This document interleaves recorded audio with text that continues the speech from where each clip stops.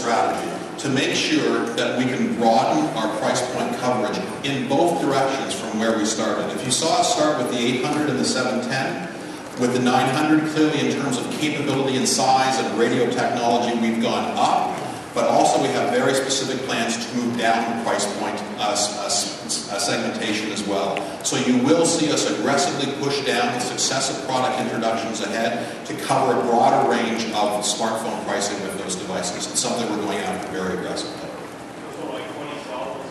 I'm not giving specific dates. We'll have one announcement after another. There's lots still ahead.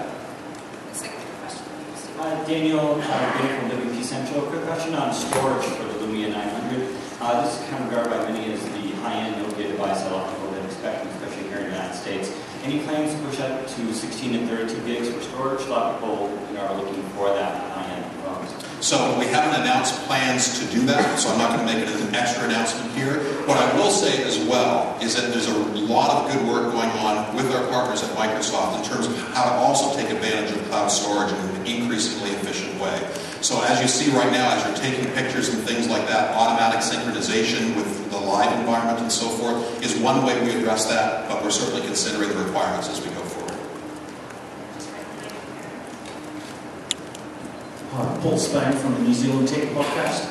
I'm curious, what are your plans in the other international markets, and what are you doing to allow people, the early adopters, to access your products that aren't being released through the carrier channel? There seem to be a lot of parallel imports of devices at the moment into smaller markets, and I don't think that's, I'm interested in your plans.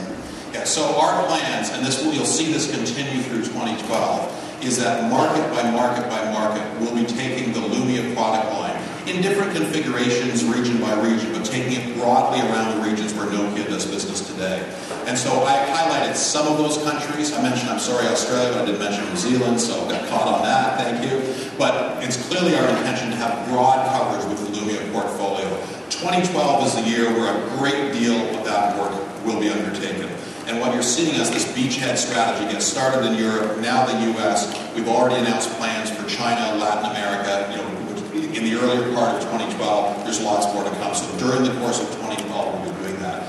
As well, we'll be supplementing in various regions operator channels with direct distribution, retail outlets, and so forth, and also online sources. For example, in Europe, there are Amazon sites that have devices available as well. Further back. Okay. Blackout RPM. I was wondering where the content is coming from. This Nokia Drive. Where's the content of Nokia Drive coming from?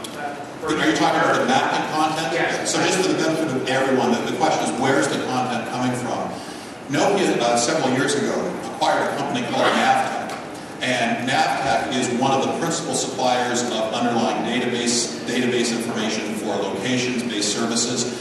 I'm glad you asked the question. The short answer is from Navtech, and we own it, which is great. But I just want to highlight that this whole area of location-based services is an opportunity for significant ongoing differentiation for Nokia in the future. When we think about location-based services, we first think about OMAP and navigation.